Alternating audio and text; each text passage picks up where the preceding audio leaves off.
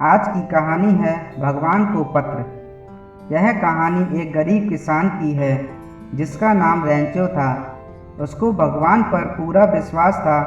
उसका विश्वास इतना पक्का था कि उसे लगता था कि जो भी धरती पर हो रहा है वह भगवान की मर्जी से हो रहा है। उसकी जिंदगी में जो भी सुख दुख आते हैं वह ईश्वर की इच्छा मानकर अपना जीवन व्यतीत करता। यही कारण था कि उसकी पत्नी हमेशा उससे नाराज रहती थी, क्योंकि रेंचो के पास खेती के लिए बहुत ज़्यादा ज़मीन नहीं थी। उसका और उसके बच्चों का कमाई का एकमात्र साधन खेती की फसल बेचकर होता था। इस बार रेंचो ने कपास की फसल बोई थी और अब उसे बारिश का इंतजार था। उसका खेत उसके घर से अधिक दूरी पर नहीं था। वह इस इंतजार में था कि कब बारिश हो और जिसके कारण इस बार उसकी फसल अच्छी हो, ताकि फसल को बेचकर वह अपना और अपने परिवार का गुजारा कर सके। वह जानता था कि यदि बारिश नहीं हुई तो उसके परिवार की भूखा रहने जैसी स्थिति हो जाएगी। वह रोजाना घर के बाहर आंगन में बैठकर बारिश का इंतजार करता और भगवान से प्रार्थना करता कि हे भगवान, जल्दी बारिश करें। शायद आज भगवान उसकी प्रार्थना सुनने वाले थे। उसके बच्चे घर के बाहर खेल रहे थे। सुबह से बारिश का कोई नामो निशान नहीं था।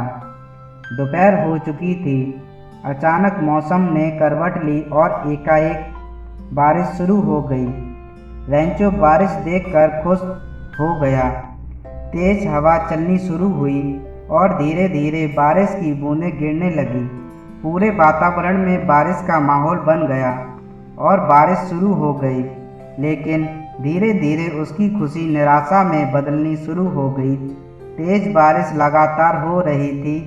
अब रेंचो की इच्छा थी कि बारिश रुक जाए, नहीं तो उसकी फसल खराब हो जाएगी। काफ़ी देर तक भारी बारिश होती रही। जब तक बारिश खत्म हुई तब तक रेंचो का पूरा खेत नष्ट हो चुका था। सारी फसल बर्बाद हो गई थी। खेती में खड़े होकर बर्बादी का यह मंजर देख रेंचो बहुत दुखी हो गया। उस रात रेंचो और उसका परिवार बहुत दुखी था, क्योंकि उन्हें पता था कि उस साल उनके पास कोई फसल नहीं होगी और उन्हें मुश्किलों का सामना करना होगा। इस सब के बाद भी उनकी एक उम्मीद बची थी और वह थे ईश्वर। वह मानता था कि भगवान कभी किसी को भूखा नहीं मरने देंगे। रेंचो को विश्वास था कि भगवान सब कुछ देखता है और सबकी मदद भी करता है। भले ही वह एक किसान था, लेकिन रेंचो पढ़ना लिखना जानता था। उसने निश्चय किया कि वह भगवान को एक पत्र लिखेगा। अगली सुबह उसने भगवान को पत्र लिखना शुरू किया, जो कि अजीब था, पर यह उसका दृढ़ विश्वास ही था जिसने उसको इस काम के लिए प्रेरित किया। इस पत्र में उसने भगवान को बताया कि उसके खेत में क्या हुआ था और अगर उसे कुछ पैसे नहीं मिले तो उसके परिवार को कैसी परेशानियां आएंगी। इसके साथ ही उसने पत्र में भगवान से 100 रुपये की मांग रखी, ताकि वह अपने खेत में फिर से फसल लगा सके और फसल आने तक अपने परिवार का गुजारा कर सके। उस समय 100 रुपये बहुत बड़ी रकम थी। उसने पत्र पर पते के स्थान पर लिखा। भगवान के लिए डाकघर में जाकर उसने पत्र पर एक मोहर लगा दी और इसे डाकघर पेटी में डाल दिया।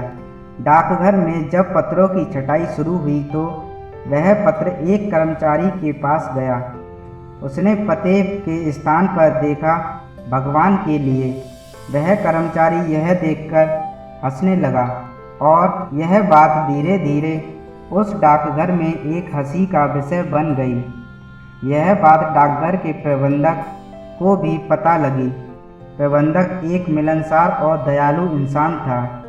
उसे भी भगवान को संबोधित यह पत्र दिखाया गया। भगवान के नाम का पत्र देखकर वह प्रबंधक बहुत आश्चर्यचकित हुआ और हंसने लगा, क्योंकि उसने आज तक पहले कभी भी ऐसा कुछ नहीं देखा था।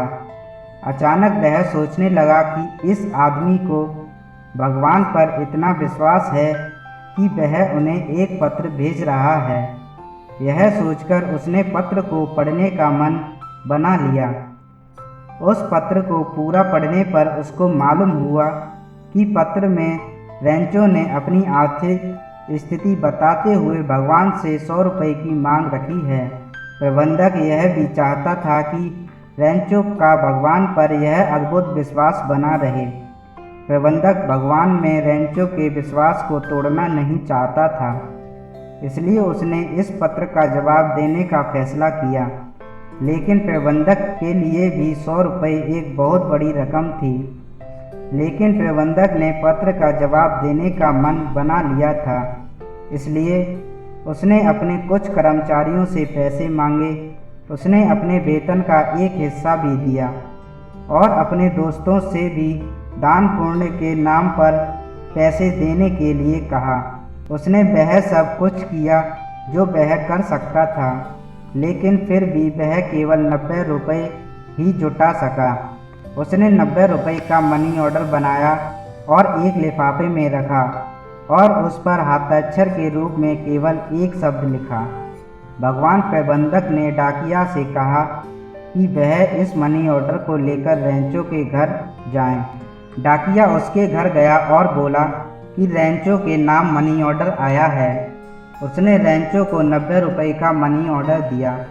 90 रुपये का मनी ऑर्डर सुन रेंचो का परिवार बहुत खुश हुआ, खासकर रेंचो की पत्नी। डाकिया यह सब देख रहा था, लेकिन उसे रेंचो अधिक खुश दिखाई नहीं दिया।